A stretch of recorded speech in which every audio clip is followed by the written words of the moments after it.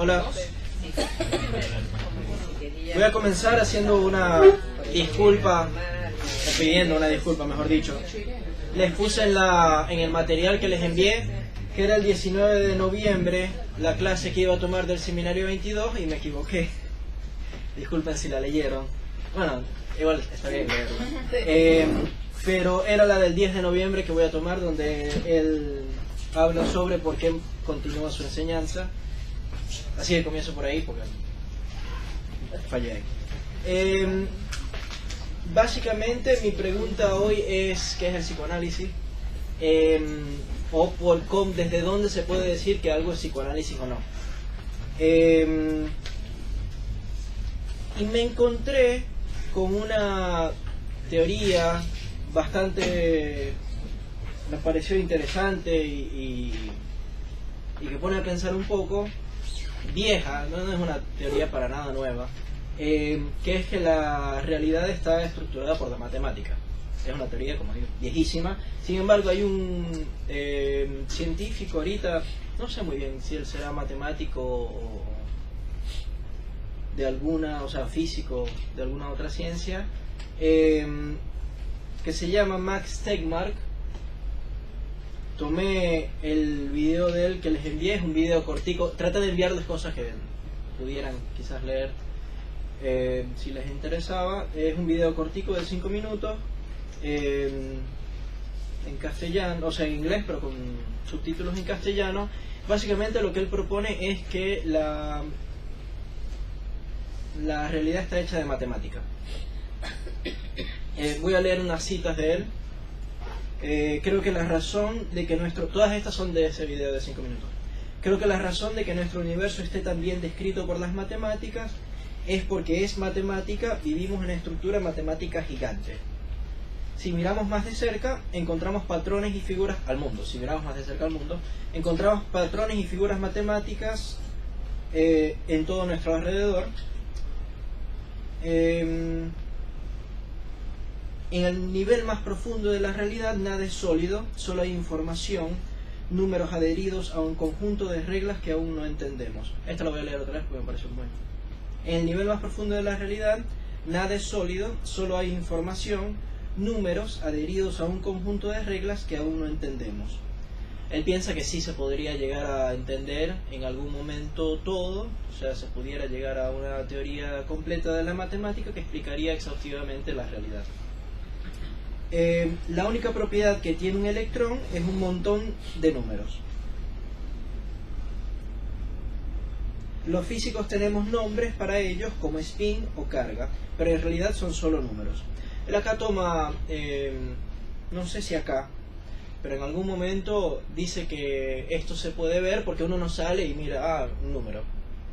Sino que se puede ver, por ejemplo, en la cantidad de objetos que podemos poner uno perpendicular al otro, sería así, en el espacio, y esto, luego dice, bueno, ya está ese número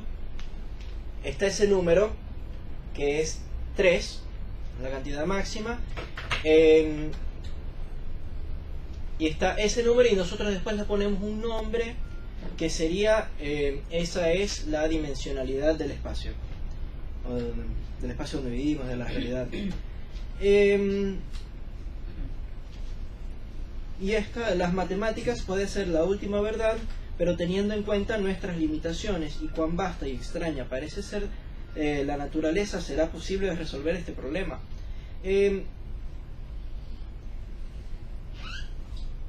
Lo encuentro muy interesante porque a mí me interesa mucho pensar el rol de las matemáticas en el psicoanálisis.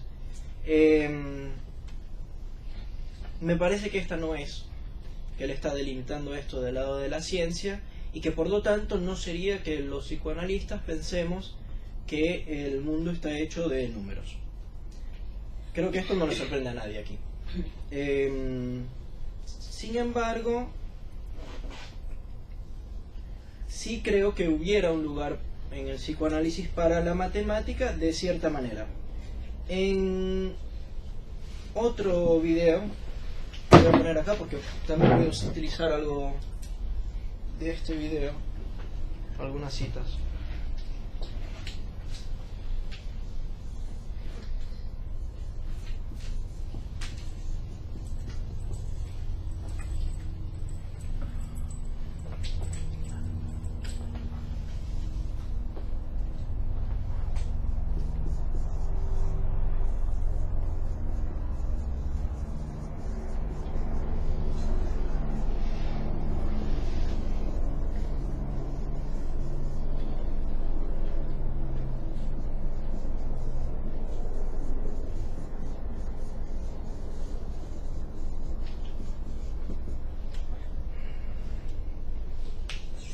En este video,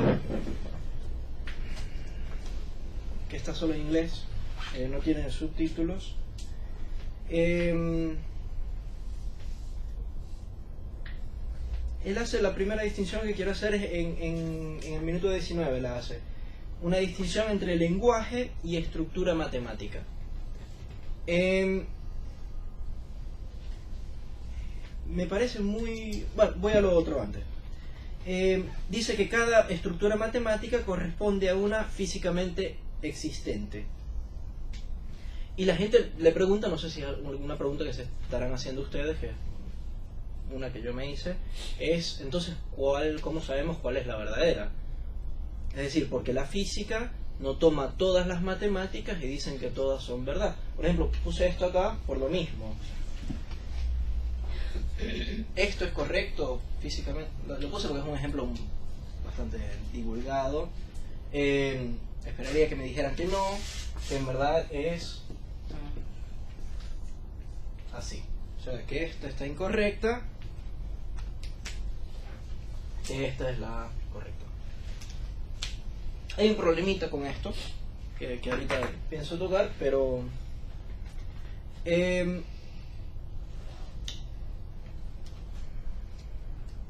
y él dice que la posibilidad de que hay una posibilidad de que existan diferentes universos según los diferentes modelos. Entonces tuviéramos un modelo A,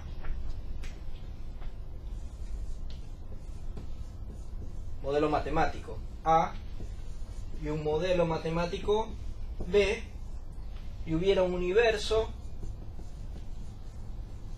A que correspondiera al modelo matemático A y un universo B que correspondiera al modelo matemático B.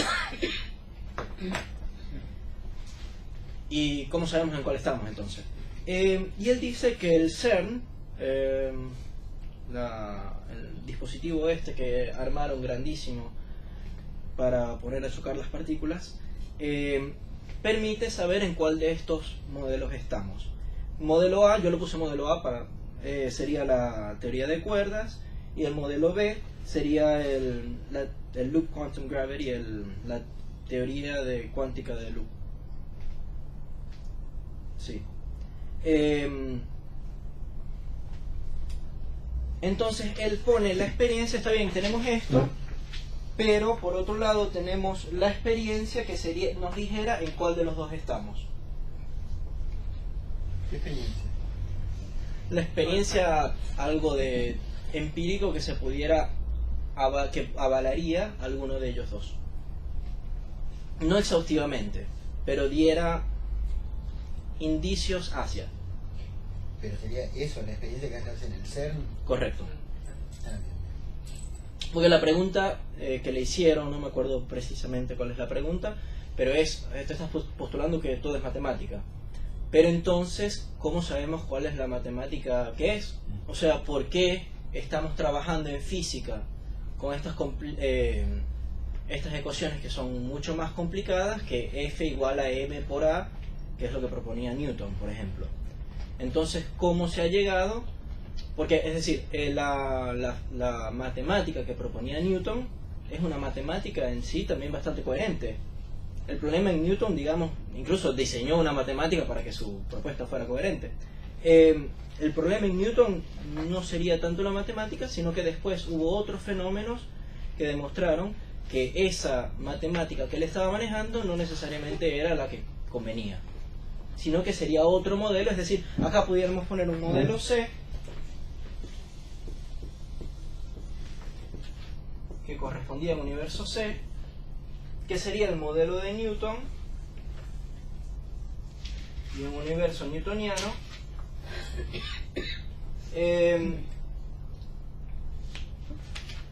que no se piensa que sea ese. Es decir, si le fuéramos a dar probabilidades de certidumbre a cuál es, entonces el modelo C, digamos, capaz del 1%, pero ahorita estamos más en teoría de cuerdas y el cuántico de campo.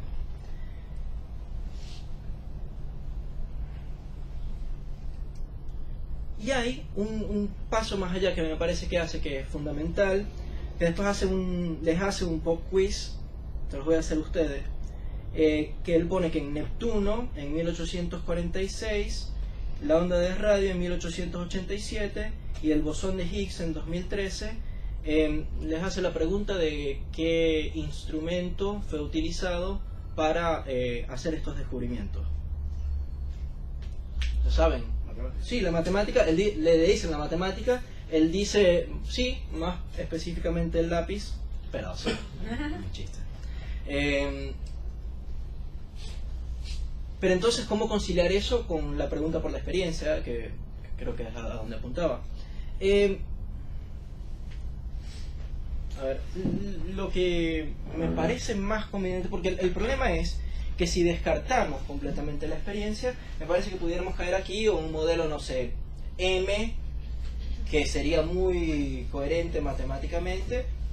La coherencia en las matemáticas, digamos, es todo un tema, pero a este nivel no hay demasiado que buscar. Sin embargo, lo interesante es que tanto el modelo A como el modelo B permiten hacer predicciones o postulados, o tienen ciertas postulados que se hacen a partir de eso básico.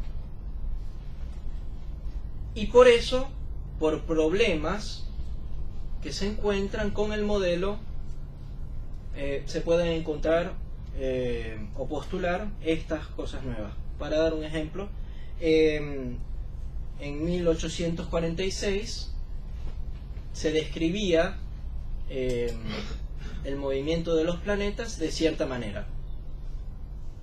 Sin embargo, se dieron cuenta, es decir, ya tenemos el modelo, se dieron cuenta que uno de los planetas no se movía como se debería mover, y se postuló, dijeron, aquí tiene que haber otro planeta, por el mismo modelo, ¿sí? Dijeron, aquí tiene que haber otro planeta, que es Neptuno. Fueron ahí, vieron, le enviaron una carta a otra persona, no sé, en Suiza, en Noruega, y dijeron, pon tu telescopio acá a tal hora, en tal día, vas a ver un planeta nuevo. Me parece interesantísimo, eso es súper emocionante. Entonces sí, fue descubierto a partir de la matemática, y se puede decir,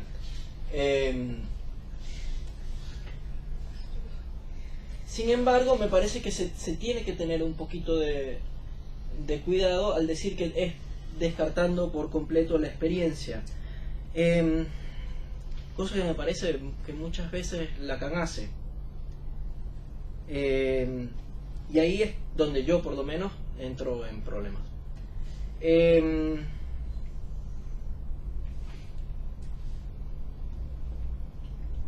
¿Vamos bien hasta ahorita? No sé si alguien tiene una pregunta. Sí. A ver, dime.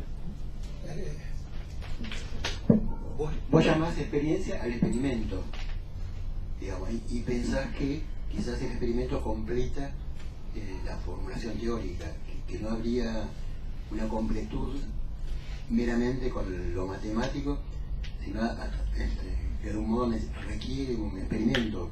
Esa sería la postura. Por ahora, después si me recuerdas te lo respondo un poco mejor. Bueno. Pero por ahora creo que no es precisamente así. Creo que lo que estoy planteando es que hay modelos matemáticos, que pudieran ser modelo A, modelo B, modelo C, matemático, y que para saber en qué universo estamos se necesitaría de alguna... A ver... algo que fuera por fuera del modelo matemático que tanto tú como yo pudiéramos contrastar. ¿Qué pasa? Ahí entramos en otra cosa que es una propiedad del número, que es la identidad. Pero, ¿pudieras preguntar, porfa, si me están siguiendo bien, si me están escuchando bien? Porque dijeron la otra vez que tratáramos de hablar un poco más lento que para los de afuera. Dame un segundito y regreso a eso. Pero sí, a ver, se necesita en el paso de acá a acá, para tratar de ver en qué universo estamos. Este paso se hace a partir de la experiencia. Que es, por ejemplo, lo que se hace en el CERN. ¿Sí? Okay.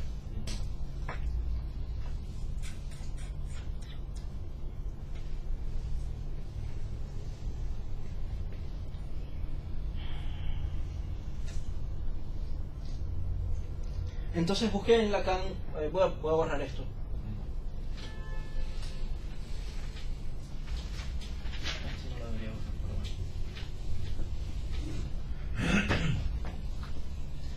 Igual, es la postura que tomo de este señor, de Tegmark. No es una postura de...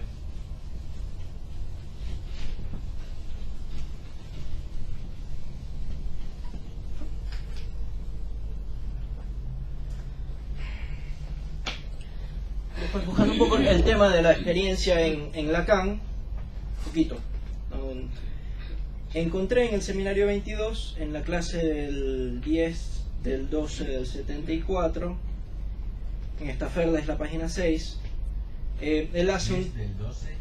Del 74. ¿Esta ferda qué página es? 6. 6.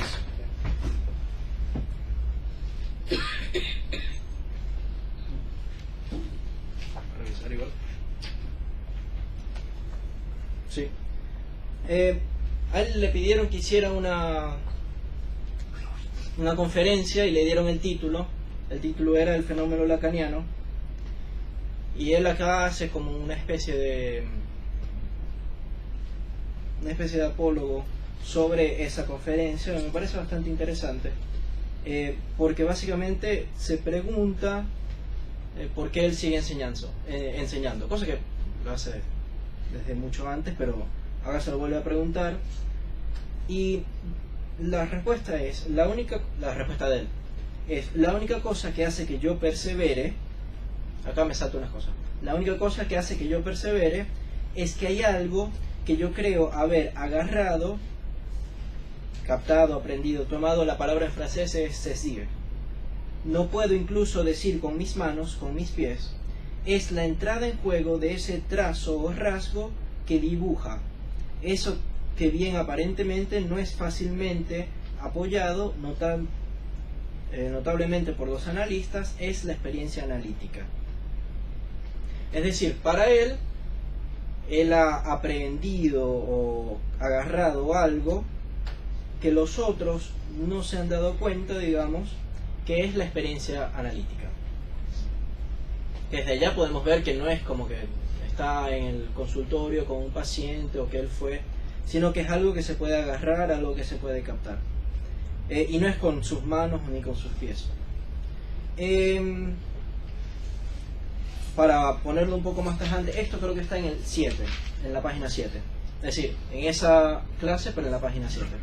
Lo cansón es que el fenómeno lacaniano sea hasta este día el único al nivel del analista. Es decir, yo soy el único que me he dado cuenta de la experiencia analítica. Ahora una un poquito más larga. Eso naturalmente no era incluso seguro que ellos se dieran cuenta ellos mismos, que eso era el fenómeno lacaniano. A saber, que yo era efecto para un público, que solo efecto para un público, que solo entendió eso por repercusión muy lejos de aquello que yo pueda articular en ese lugar que es acá, y donde yo hago mi enseñanza para abrir camino con el analista, el discurso mismo que lo soporta o que lo apoya. Tanto es así que aquello sea bien del discurso y del discurso siempre. Que esa cosa con C mayúscula lo ponen acá, que nosotros intentamos manipular en el análisis, sufre las consecuencias nefastas de un discurso.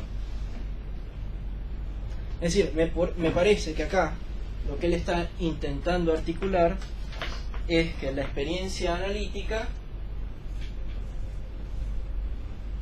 no ponerlo blanco,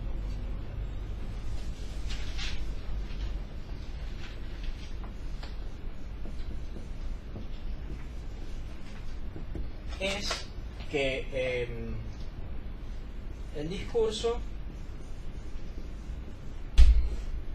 hace sobre la cosa, le hace sufrir nefastamente.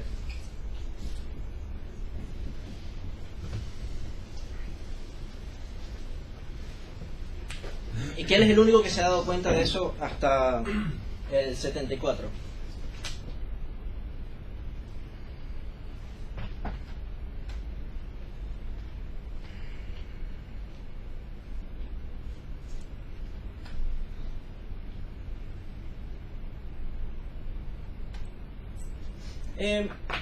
A ver, ¿por qué me parece esto muy interesante? Porque entonces me parece que acá lo que se pudiera poner es lenguaje, cosa, digamos, sufrimiento, cuerpo,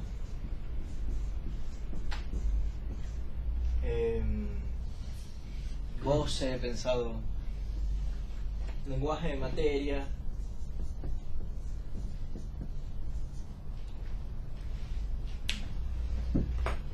Como que el discurso analítico, que sería solo un efecto de discurso, esto.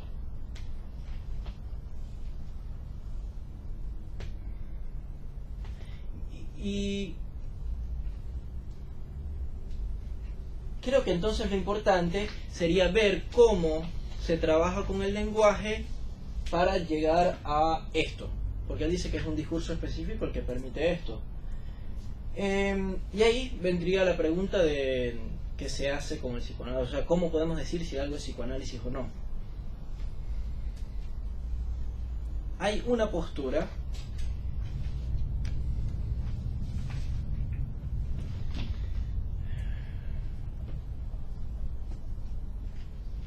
que es la de Fabian Checkman. Fui a una clase, conferencia de él la semana pasada, creo que fue. Se llamó Why Not Dick, o sea, con K.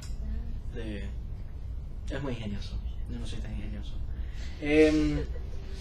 Y dijo esta cosa que me pareció bárbara, que hay cantidad de matices clínicos que no podemos reducir a esos 4 nudos. Es decir, para él me parece que está operando esto, ¿sí? Que entonces hubiera matices clínicos que no se pueden hacer meter dentro de, bueno, los 4 nudos, que no es precisamente el lenguaje, pero su planteo es que entonces habría que expandir el universo de las matemáticas para que se diera cuenta de esos 4, del sufrimiento del cuerpo, de la materia, de los matices clínicos. Acá me parece que es donde la matemática más bien nos puede ayudar a nosotros. En el seminario 22 también, no en la página del... Bueno, entonces con esto se abre el problema de ¿por qué? O sea, de según quién. Porque con el lenguaje podemos llegar a mí me parece tal cosa, a mí me parece tal cosa, cada uno dice lo que le parece y listo. Y otra cosa que se pudiera hacer con el lenguaje es decir, yo hago esto porque es lo que dice Lacan y decimos alabado sea el Señor y listo. Sin embargo, en la página 82 del seminario 22, es decir, de la clase 13.5 del 75, 13 de mayo creo que es,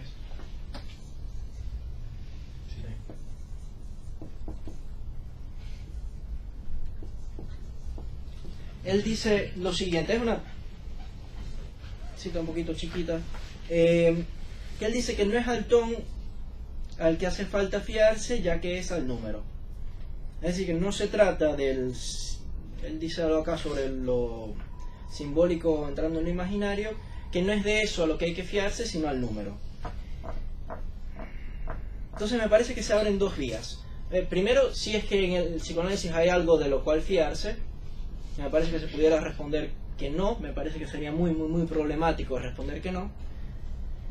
O está la vía de fiarse del número, que es básicamente lo que voy a empezar a desarrollar ahora.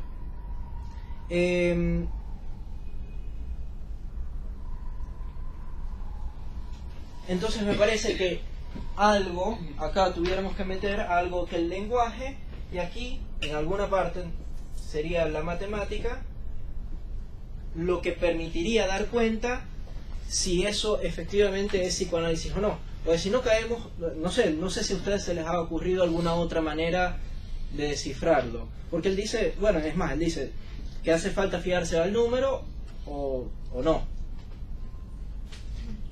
Igual a mí me parece, fuera de Lacan, digamos, me parece que sería muy complicado decir de qué nos fiamos para decir esto es psicoanálisis o no es psicoanálisis.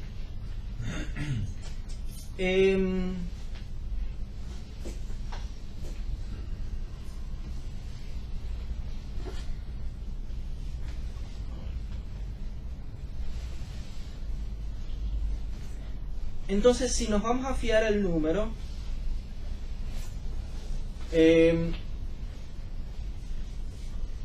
me parece que es genial esta solución, en verdad, y que es la que hay que tomar. Por ejemplo, Vapereau, Jean-Michel Vapereau, dice que se tiene que poner en el dogmatismo en algún lugar. Y me parece que está bien, porque básicamente se está haciendo la misma pregunta del garante. Es decir, nosotros no somos los únicos que nos preocupamos por de el tema del garante, o sea, no es algo propio del psicoanálisis. Y me parece que una cosa que permite la matemática es justamente tomar este tema del garante. Por ejemplo, con Martín, una vez el año pasado, estaba discutiendo un caso en el tema de lógicas y casos, y él hizo una referencia a una deducción topológica. Sobre lo otro, uno termina más o menos diciendo, a mí me parece esto, a mí me parece lo otro, y me parece que no sé cómo se pudiera llegar a algo si no es con cierta rigurosidad de la matemática. Y no sería diciendo, bueno, Lacan lo dice, o esto es lo más lógico para mí, o me parece. Y fue lo que justamente tuvimos un intercambio de emails al respecto. Por eso puse esto acá. Acá hay uno que se suelta y hay otro que no se suelta, ¿sí? Hay uno que es trivial y hay otro que no es trivial. Ahorita, bueno, no sé si ya empezaron a ver, pero cuando, por ejemplo, Mónica puso en, creo que la primera exposición que ella usa, puso un nudo Borromeo, después nos preguntó cuál de estos dos es el nudo Borromeo, nadie respondió, estábamos tirando flechas. Lo que permite la matemática es decir con argumentos cuál de los dos sería trivial y cuál no, ¿sí? Ahorita no lo voy a hacer demasiado, pero si esto lo ponemos acá abajo, ¿sí? Y después le damos la vuelta así, este queda trivial.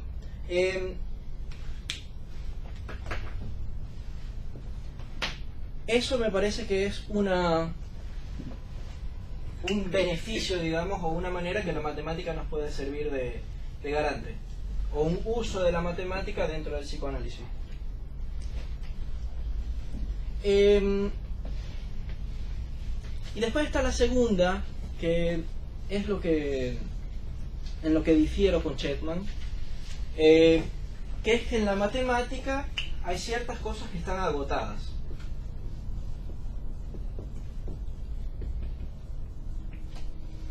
agotadas, o sea que son exhaustivas. Hay listas que ya de estas no hay más.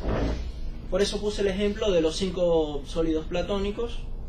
Es decir, no hay más sólidos platónicos. Los sólidos platónicos son un tipo de sólido, no me interesa demasiado entrar en eso ahorita, pero son sólidos que no hay más. Pero, y lo que me parece que nos atiene un poco más, lo voy a leer de Wikipedia. Sé que no es la mejor fuente del mundo, pero para este me parece que está bien. Público. Sí, sí. Por ahora, me parece que Lacan tiene muchas cosas que no sabemos y entramos en Wikipedia 2 segundos y nos resuelve magníficamente eso que no sabíamos. Es una confesión que capaz no haría en cualquier reunión, pero bueno. Me parece que por lo menos por ahora podemos tomar Wikipedia en matemática como una... como una fuente. Me falló la tecnología, pero básicamente lo que dice es que la superficie de 2 dimensiones, ¿sí? Las cerradas están agotadas y las abiertas también. Las abiertas no estoy tan seguro. Las cerradas sí, ahí ya se toma como un hecho, por eso casi ni lo citan ahí. Les puedo pasar después otras referencias que lo prueban de una manera más rigurosa. Pero básicamente dicen que en la topología de superficies de 2 dimensiones no hay más. Es decir, todo lo que se puede hacer son combinaciones de esferas, de toros y de crosscaps con ciertos genus. Genus, para pensarlo ahorita, son esos huequitos, el huequito de la dona, ¿sí? Eso es un genus. E incluso la esfera no tuviéramos por qué ponerla ahí, pues si la esfera la pensamos como un toro sin huequito, ¿verdad? Entonces serían nada más los toros y los crosscaps. Es decir, que todas las superficies en el mundo que nos podemos imaginar, que no nos podemos imaginar, todas están incluidas dentro de esas posibles combinaciones. No hay más. Entonces, esto que dice Checkman estuviéramos pensando que más bien la materia o algo clínico nos estuviera dictando esto matemático, mientras que me parece que más bien lo matemático en Lacan permite pensar exhaustivamente todas las posibilidades. No sé si ustedes... A ver, me parece eso algo increíblemente poderoso, ¿sí? Es decir, que digamos, no estoy diciendo que esto sea así, ¿ok? Digamos que para Lacan esto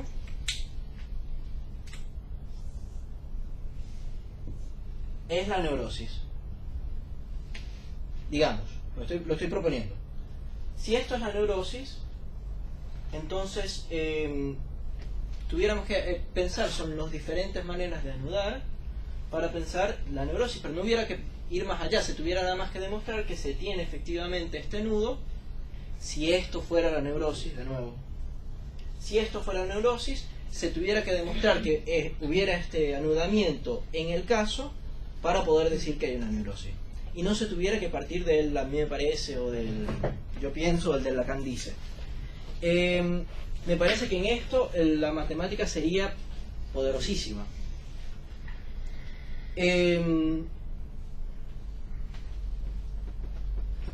Por otro lado, también nos permitiría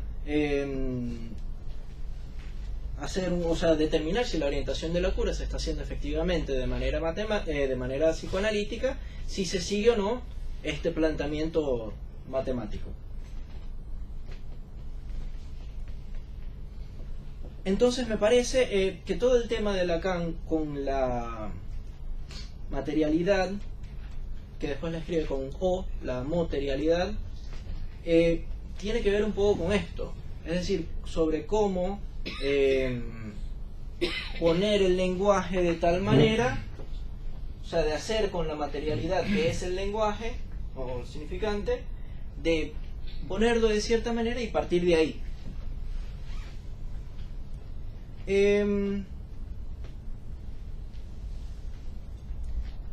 Entonces acá tuviéramos lenguaje y además después con algo o sea, se trabajaría a través de la matemática, pero nunca dejando de lado que la materialidad sería materialidad significante o la materialidad del lenguaje. Y me parece que acá estuviera, como dice el señor... me olvidé ahora su nombre. Déjame ver si lo encuentro para no...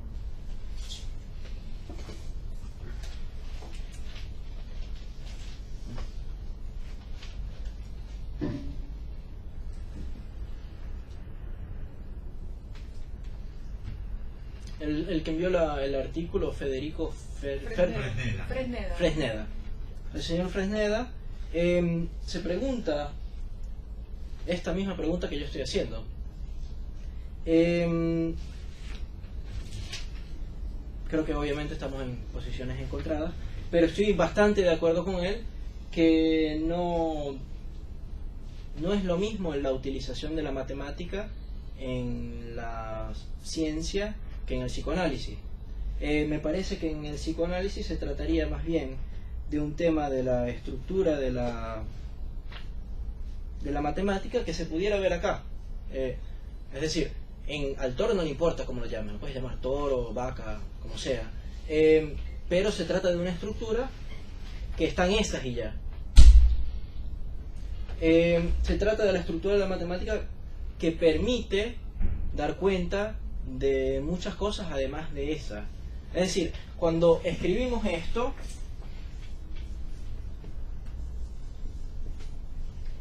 no preguntamos para qué objetos. Es decir, no hay casos, o sea, o puede haber, pero no se trata de cada uno ir haciéndolo, sino que permite una estructura, digamos, estructura ahora utilizada en una acepción bastante más suelta, pero permite dar cuenta de varios diferentes casos. Y creo que lo que Lacan está planteando es que hay cierta cantidad de estructuras posibles y que, bueno, después habrá particularidades dentro de eso o casos diferentes, pero que al fin y al cabo se pueden reducir, porque no me parece que sea, es decir, capaz si sea casual, pero el teorema este de la clasificación de las superficies cerradas ya estaba vigente y ya se había recontra demostrado el momento que Lacan empieza a utilizar la topología de superficie bidimensional.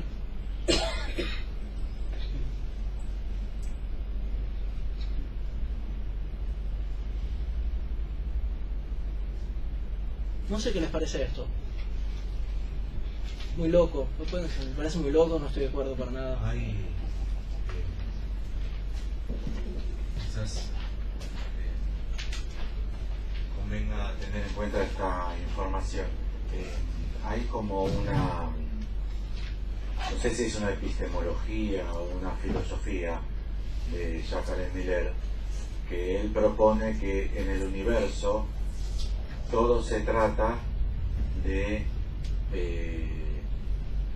pequeñas diferencias, que cada cosa es una pequeña diferencia de la otra y todo sería un universo de pequeñas diferencias. Y me parece que Sheikman lo dice con terminología de apariencia más clínica, pero que utiliza la misma lógica.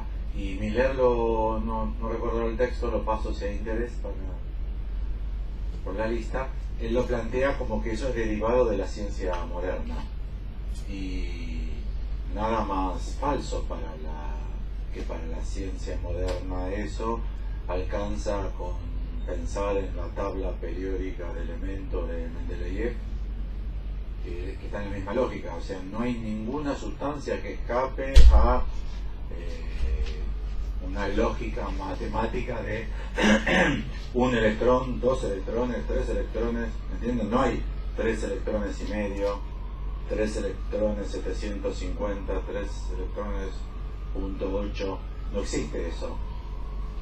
Pero en el psicoanálisis se postula la idea de que cada sujeto implica una diferencia respecto de todos los otros, y eso hace suponer que entonces escapa cualquier raciocinio matemático, porque tendría que que caer exclusivamente como si fuese en infinitesimales, como si fuesen diferencias infinitesimales. Y en realidad, en la potencia de la ciencia, esto está muy presente en Lacan desde el comienzo, radica en la reducción. La potencia de la ciencia radica en la reducción. Y me parece que en psicoanálisis el espíritu que reina es que suponer esa reducción es un intento de anular la particularidad, que en realidad lo expresan mejor, la singularidad del sujeto. Como si hubiese necesidad de que, si lo trabajásemos matemáticamente, la idea sería, en el millerianismo, que para cada sujeto correspondería un número. Entonces hay infinita cantidad de números y hay infinita cantidad de casos, y no se puede decir más que eso, que a este caso le corresponde 7.000.000.000, eso. Y me parece que es justo lo contrario de lo que vos estás planteando, porque me parece que evidentemente no planteas hacer ningún cálculo matemático, sino que aprovechar de la matemática su estructura, que implica operar con cortes que distinguen netamente entre lo uno y lo otro.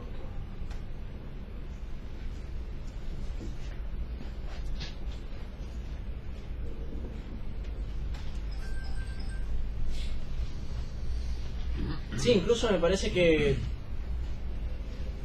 es opuesto, y por eso me pareció interesante traer la filosofía de Max Tegmark también, porque él también hace un uso del número. Es un uso del número muy diferente al que yo estoy proponiendo para el psicoanálisis, pero él hace un uso del número que capaz tuviera más que ver con eso, que es la lógica del pasaporte, digamos. Acá todo el mundo tiene DNI, lo que pasa es que yo no soy de acá, así que no les puedo decir. Pero todo el mundo tiene una identidad diferente, pero que esa identidad no los representa para nada. Como si en verdad los significantes, pero de ahí el pasaporte no dice absolutamente nada de una persona. Y ese tema, sí, me parece que no ayuda para nada, lo que hace es abrir. Y que no sé cómo se pudiera armar una clínica de eso que se sostuviera, además de, a mí me parece, yo pienso, o Lacan dice,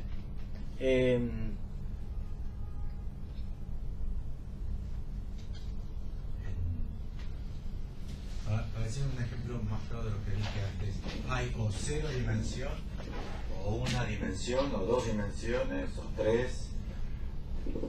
Se puede trabajar hasta 17, no estoy diciendo que haya límites. Lo que digo es que no hay 2 dimensiones y media, 2 dimensiones y 3/4. Y me parece que nuestro uso de la estructura requiere esa lógica, que es la lógica matemática.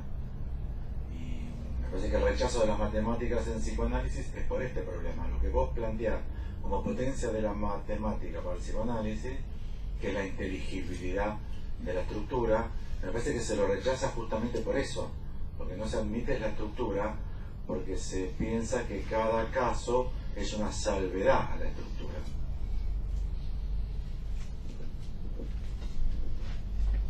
Y me parece que en las discusiones en apertura es exactamente lo mismo, ¿no?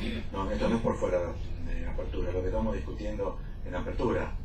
Si cada caso responde a una lógica de estructuras, y entonces el análisis es de espíritu y perspectiva científica, o sea, matemática, o si cada caso justamente implica la indicación de la imposibilidad del uso de las estructuras matemáticas en psicoanálisis.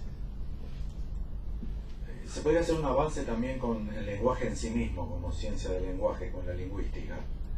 Me parece que no se tiene bien en cuenta que el caso por caso de cada frase, de cada texto, no objeta la gramática ni el análisis sintáctico.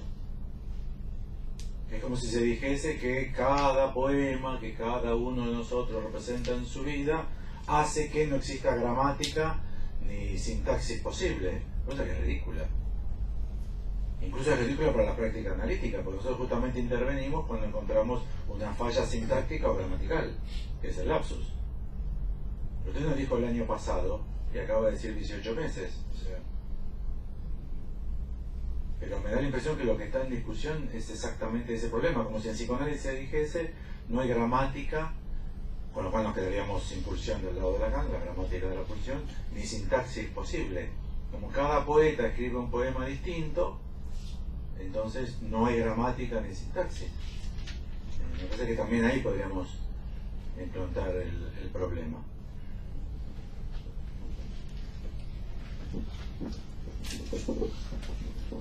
Me parece que así como lo estás planteando, Alfredo, yo creo que la cuestión es como, no sé si su versión del sujeto donde dice hay una estructura, ¿no? El escrito donde empieza, hay una estructura, la Su versión empieza su versión del sujeto. una estructura es determinante de la praxis. Exactamente. Es su versión. Yo creo que el concepto que estamos trabajando es si hay estructura o no. La hipótesis del continuo no matematizado, digamos, hablaría de que no hay una estructura, hay como una masa amorfa. Pero tantas estructuras como personas sería en la propuesta hegeliana. Claro, o Que es lo mismo que dice que no hay. ¿o qué sentido? Claro, También justamente. de personas y chao. Claro. Tantas estructuras como personas, y lo mismo Claro. puedes reducir y decir hay personas. O sea, me parece que la hipótesis de estructura lo que permitiría ligar las matemáticas al psicoanálisis, al menos el psicoanálisis lacaniano, de Lacan, ¿no? Hay otros psicoanálisis que me parece que esto no opera. El paso que da Félix es que las estructuras son matemáticas. No hay otras. Las estructuras son matemáticas. Incluso una manera de ver eso,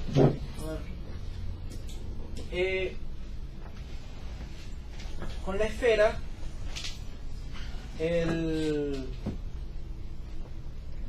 todos los círculos se pueden reducir a un punto. ¿Sí? Si yo hago un círculo así, lo puedo hacer más chiquito cada vez hasta llegar acá. ¿Sí?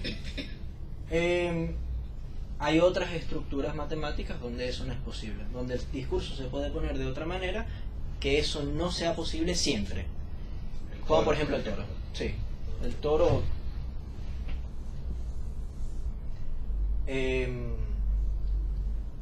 Si hago así, esto no lo puedo reducir infinitamente hasta llegar a un punto. Pero si lo vemos, esto es muy bonito de manera matemática, pero si lo ponemos con lo que estoy planteando, que es que el lenguaje se puede hilar, digamos, de tal manera de que se fuera una estructura, entonces lo que significa es que en el psicoanálisis, si tomamos el toro como más del lado del psicoanálisis que la esfera, es que en la esfera se puede reducir todo al goce, por ejemplo, o a falta de padre, o a... Mientras que en el psicoanálisis, o en otras, no digamos el psicoanálisis, en otras estructuras discursivas, se pudiera hacer otro uso de eso que no permitiera siempre la reducción a un simple punto. Eso puede ser el goce, pero puede ser Dios dijo u otra cosa. Bueno, sigo un poco. En el seminario, que me parece que cuando él está respondiéndole a la señora esta Turkel, en el seminario de cáncer, no sé por qué se llama así, creo que es cáncer, creo que escribí mal. Es Es decir, conferencia de Estados Unidos. es la conferencia de los Estados Unidos en una universidad de Yale. Sí.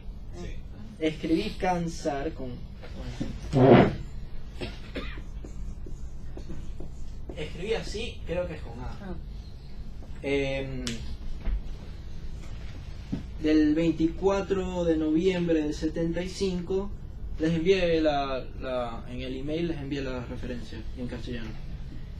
Lacan dice: pero es notable que la observación sea satisfecha solamente cuando desemboca en una fórmula que puede ser llamada matemática. Está hablando aquí de la ciencia y dice que la observación solo es admisible como científica cuando puede desembocar en la matemática. La observación sola no satisface al espíritu si ese término quiere decir algo.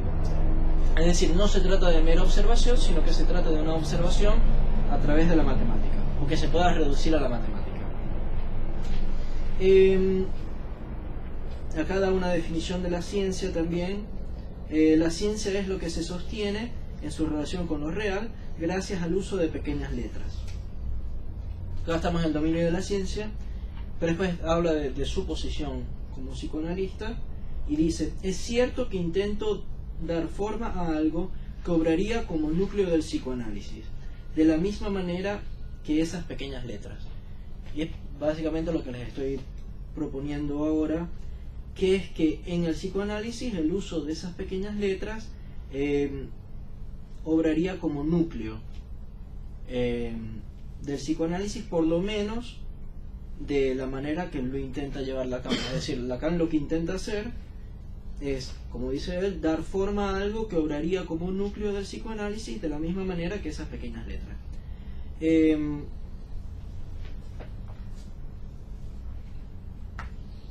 Me parece que efectivamente estos comentarios que están haciendo sobre la estructura y la matemática es así, pero que al mismo tiempo me parece que Lacan hace una diferencia acá también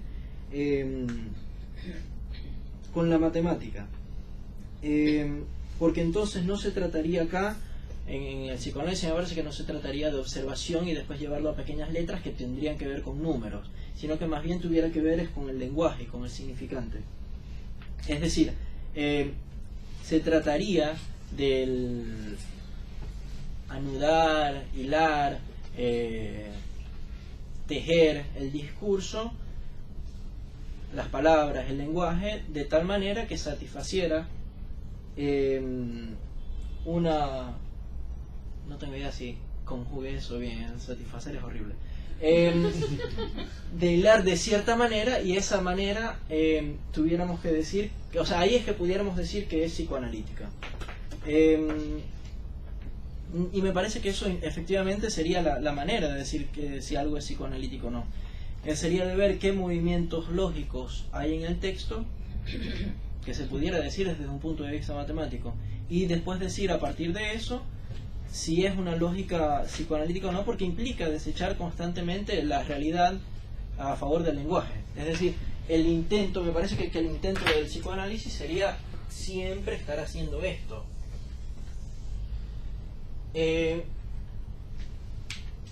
Y que además esto nos serviría un poco, por eso pido que hable un poco, porque me parece que es una propuesta. O sea, no vengo acá para darles cátedra, sino más bien de ver qué piensan un poco de esto, porque me parece que el psicoanálisis estuviera un poco acá de el intento constante de ver cómo el lenguaje afecta el sufrimiento y afecta el cuerpo, porque es una pregunta, no sé si ustedes han hecho la pregunta de, bueno, si al paciente le disparan en el brazo, ¿cómo voy a intervenir?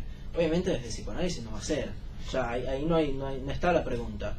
La pregunta es cuando el lenguaje tiene que ver con el sufrimiento y el cuerpo y la materia. Es decir, que esto también pudiera, de alguna manera u otra, establecer los límites del psicoanálisis y ver en qué campo estamos trabajando. Porque si no, como estábamos hablando anteriormente, me parece que si no se establece el campo del psicoanálisis y lo que hay del psicoanálisis, para no decir la ontología, entonces caeríamos siempre en otras cosas.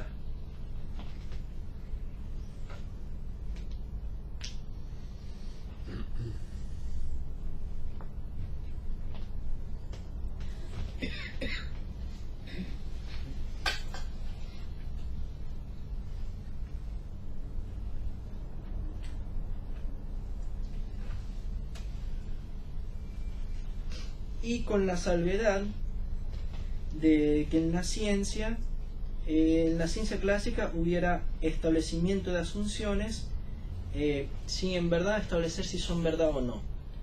Y me parece que acá hay otra cosa muy importante. El valor de la verdad en la ciencia es que la ciencia clásica postula aquella más clásica, Newton hasta Einstein, digamos, en ese momento, Galileo hasta Einstein, que postula vacíos, que estaba contando la experiencia del ser profesor, no me acuerdo de dónde el profesor, pero que siempre les tiene que decir que bueno, tenemos que pensar que hay ondas y que hay vacío y cosas así. que por lo tanto en la ciencia tampoco se establecería una realidad, pero que la diferencia con el psicoanálisis sería que esa realidad, como se está abordando a partir del número, tuviera una identidad, ¿sí? Es decir, que entonces por eso se puede hablar de la observación y de si yo hago el experimento se puede repetir y cosas así, pero porque está tratando el mundo, lo que hay, de una manera fundamentalmente diferente al psicoanálisis. Está postulando que ya hay matemática y que ya hay números, mientras que me parece que el psicoanálisis lo que propone es que ya hay lenguaje y que ya hay palabra. Entonces las diferencias entre el número y la palabra serían también diferencias entre la ciencia y la ciencia y el psicoanálisis. Es decir, como en la ciencia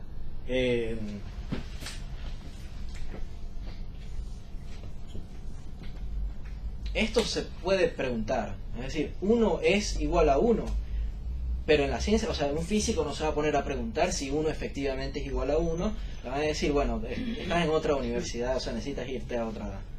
Que es una pregunta que me parece súper válida y ha habido mucho desarrollo en torno a esto, pero la pregunta de si 1 es igual a 1 no es una pregunta muy admitida en la ciencia ni en la física, porque se asume que eso es verdad y a partir de ahí se trabaja. Es decir, se dice esto se comporta de tal manera y se van a buscar matemáticas ahí, mientras que nosotros como psicoanalistas lo que hacemos más bien es ir a buscar significantes, que ahí sí no podemos decir que ese 1 es igual a ese 1. Entonces habría una diferencia fundamental entre la ciencia y el psicoanálisis, por lo menos la ciencia visto así como el pensar que el mundo está hecho a partir de la matemática y que por lo tanto lo que fuéramos a buscar ahí con las observaciones sería matemática también. Más o menos. A ver.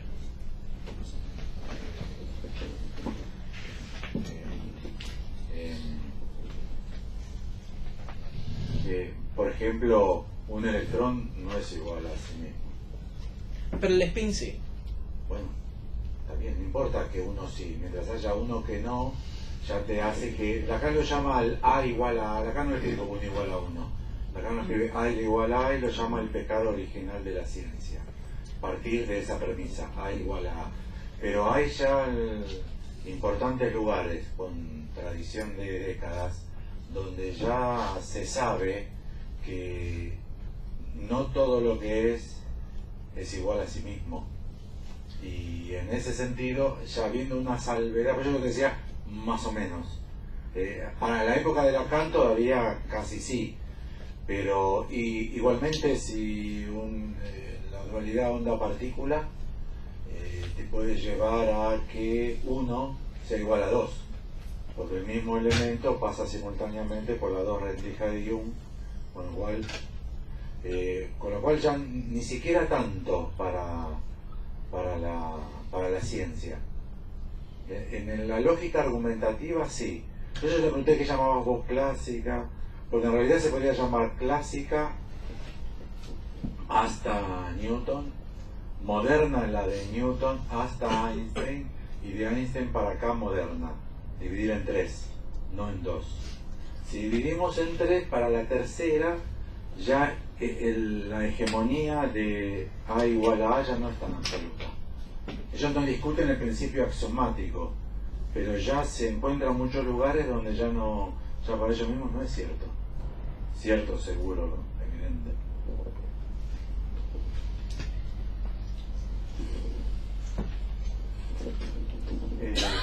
Félix, si te sigo el argumento,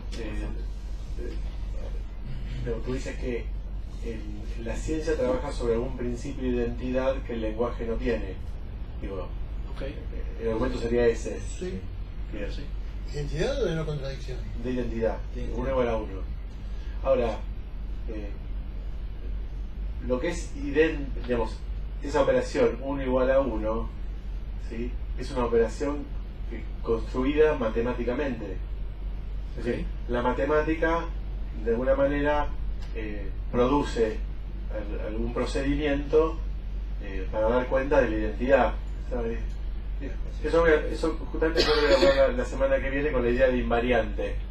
Digo, un triángulo es igual a otro, ¿sí? Digamos, en geometría métrica, la igualdad de dos triángulos está dada justamente por la definición previa de invariante. O sea, es como dijera que también en la ciencia el principio de identidad se tiene que postular, no está dado. En ese punto creo que podrían... No es que hay identidad en la física, se postula un principio de identidad con una estructura matemática, y lo que es idéntico es, digamos, lo 1 igual a 1 es una construcción de la propia teoría matemática. Sí, estoy de acuerdo contigo. Sí, o sea, sí, y es muy bueno, o sea, es una de las cosas que estoy intentando hacer acá, es ver cuáles son los fundamentos de las disciplinas, digamos, y ver ahí cómo se pudieran comparar en el sentido de qué tiene que ver una con la Bueno, otra. la idea es Sí. súper necesario la discusión que estás abriendo, porque me parece que todo el tiempo nos topamos con eso y me parece buenísimo que seas vos el que lo plantee, digamos, porque me parece que son cuestiones muy simples, pero bueno, necesitamos dar la discusión. A ver, esto que estoy planteando acá, y te respondo un poquito, Alfredo. Ahí se puede hablar un poco de que ya estás metiendo temas del lenguaje en esto que está acá. Por ejemplo, si no pensamos en que hay una diferencia onda-partícula, localizado, disperso, finito o infinito, no hay dualidad onda-partícula por el simple hecho de que no estamos hablando de... Más bien... ¿Perdón? Sí. Porque no está planteado. Pues no está planteado, sí, o sea, es decir, si no contamos con la palabra onda, no contamos con la palabra partícula y todo lo que eso acarrea, es decir, no es nada más la palabra, sino después tener el concepto detrás. Eso no está ahí. Pero el momento, o sea, es por ejemplo con lo de dimensión. Si dimensión después lo tomamos como Lacan, que lo hace con los dichos y las palabras, está bien. Pero, por ejemplo, el tema de que son 5 sólidos platónicos no se cambia. O que se puede agotar el catálogo de las superficies bidimensionales cerradas, tampoco es algo que ahí habrá alguna diferencia.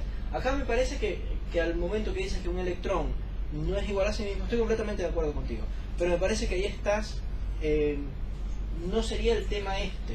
Más bien la ciencia lo que está haciendo es tratando de ir más allá de la palabra electrón para preguntarse, bueno, entonces, ¿qué es un electrón si no lo podemos decir que es una onda, etcétera?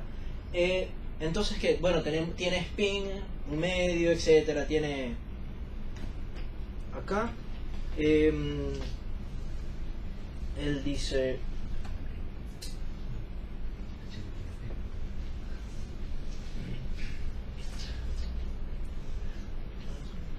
en el nivel más profundo de la realidad, en el minuto 3:16, el nivel más profundo de la realidad, nada es sólido, solo hay información, números adheridos a un conjunto de reglas que aún no entendemos.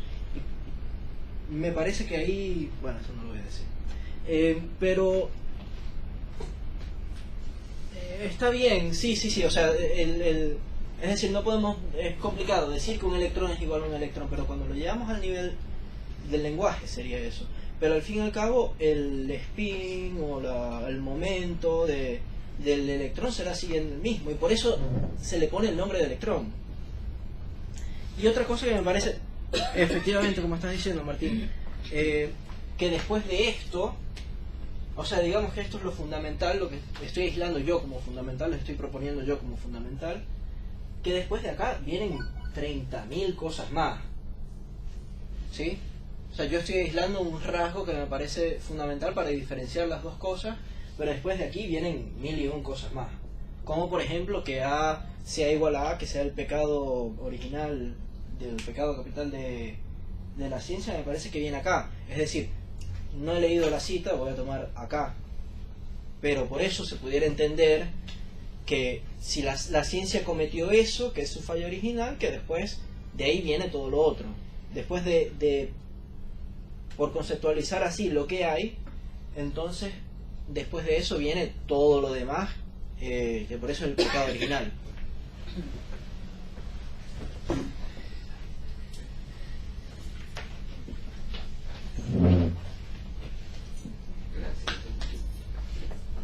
A partir de lo que decía, yo trataba de preguntarme, digamos, ¿qué quiere decir que yo trato de trabajar con espíritu científico y matematizable, ¿no?